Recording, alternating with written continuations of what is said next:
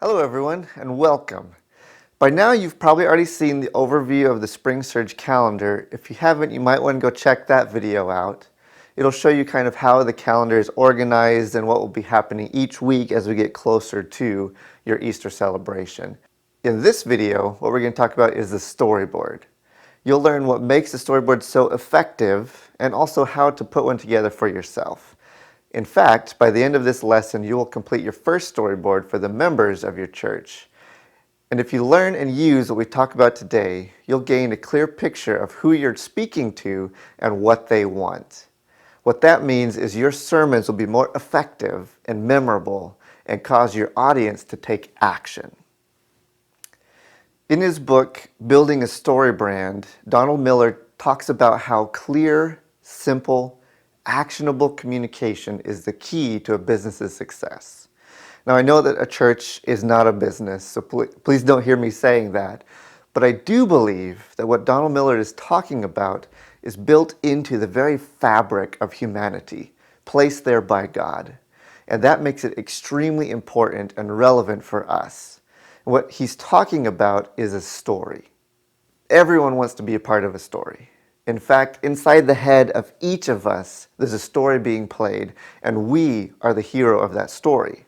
And most of the time, we project our story onto everyone else. Even in the church, we think that we are the hero of the story. Our church is the hero of the story. But in order to break through the noise of this world and to communicate the gospel to a distracted and numb world, we have to realize that they, the people we're ministering to, are the hero of the story that we're telling. The hero of every story has a burning question, a problem. And if we don't identify and answer those questions, then they will just simply move on to the next thing, the next religion that promises to make a difference in their life. So that's where the storyboard begins, with the character or the hero. In this first box, what we're going to do is write down a brief description about the members of your church. If your church has a persona already put together, go ahead and grab that, pull it out. If you don't have a persona, that's fine. We can still work through this, but I would also encourage you to come up with one for yourself. If you need help with that, you can contact us or go to kairoschurchplanting.org and find some more resources on how to do that. But having that persona will make this a little bit easier, but again, it's not necessary to do it. So what you want to ask in this box is, what do your members want from your church? What are they missing from their life?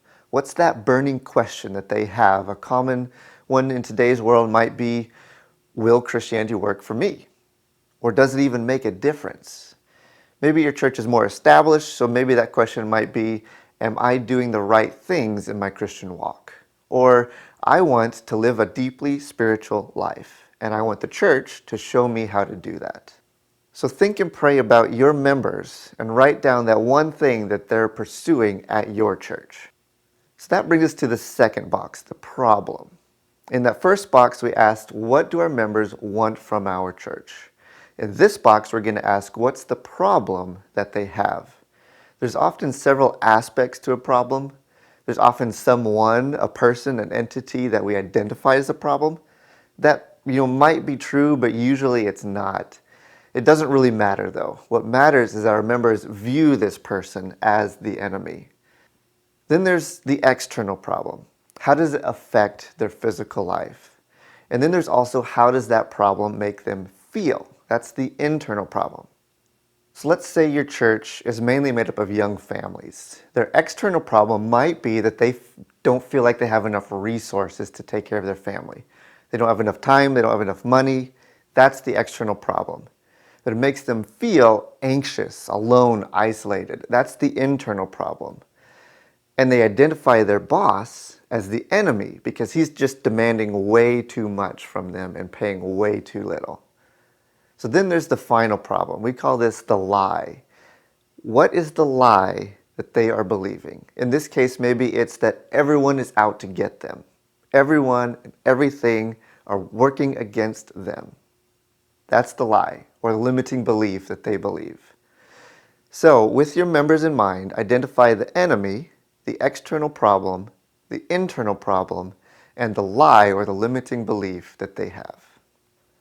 So now a guide enters their life and helps them engage that problem and helps them to get to where they want to get.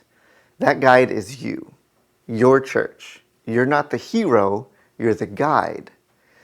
The way that you present yourself to the hero is through empathy and authority. With empathy, you let them know that you understand where they're coming from. You understand their problem. Or even if you don't really understand, you at least make them feel heard. But you don't stop there, because you have to have that authority. You also need to demonstrate to them that you know how to solve their problem. Maybe here you can think about how Yoda is to Luke Skywalker. He's his guide. Or Gandalf to Frodo. They're the guide, they're not the hero. They're the guide that shows the hero how to succeed. And you help them succeed by giving them a plan. That plan is simple and highly actionable. I mean, like at most 3 to 4 steps. Of course, you can't completely solve their deep questions and problems with only 3 steps. That's not really the point here. The point is to get them to take the first step on that journey to success, to healing, to belonging, whatever that might be. The first step in walking with Jesus. So you give them 3 simple steps that they can take right now that will get them a little closer to that place of healing. You also need to let them know what you're going to do to help them with that. What are you going to do to help them on that journey? So list maybe 3 agreements that you can make with them, with your members, to alleviate their fears of walking the Christian walk with you. So that's the plan. What are the 3 things that they can do this week that will give them the greatest chance of success with their problem? And what will you promise to do to help them succeed with that plan? So now is the time to be extremely specific.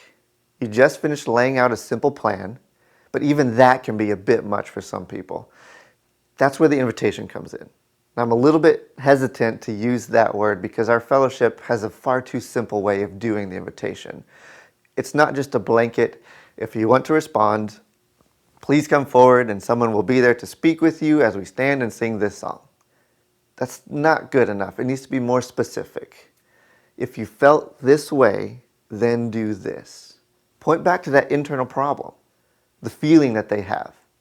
So maybe it looks something like this.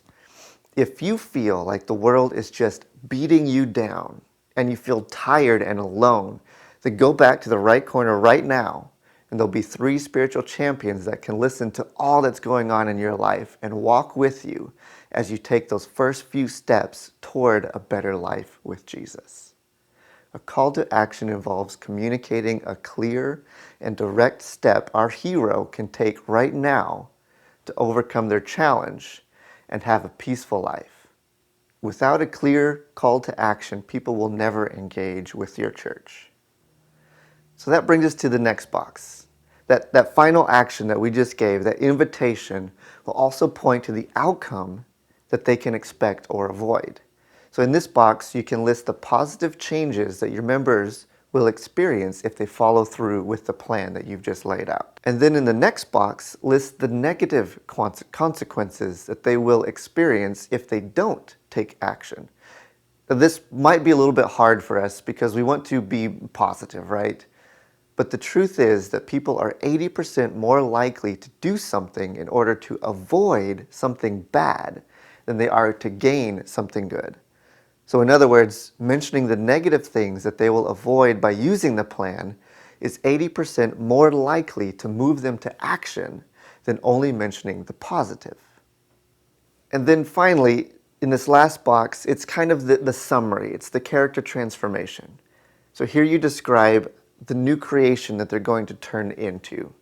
How were they feeling when you first began your sermon series or when they first joined your church?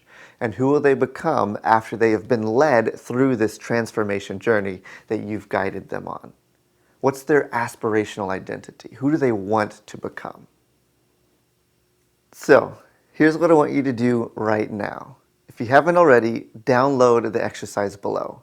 Fill it out with your church members in mind, and then share that with 2 other leaders in your church.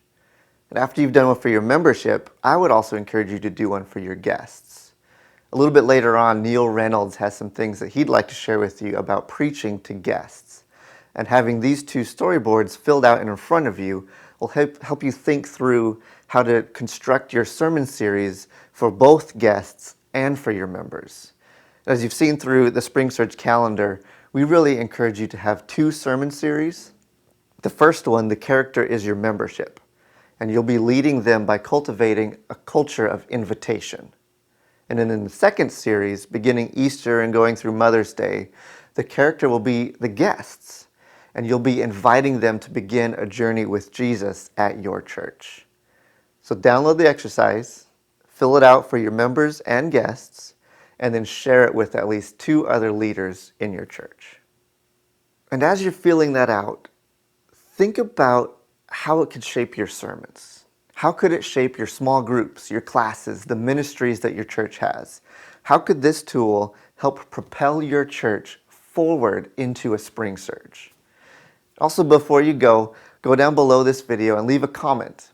Share with everyone else that's going along this journey with you how you think your storyboard could help your church grow over the next 3 months. So thanks and God bless.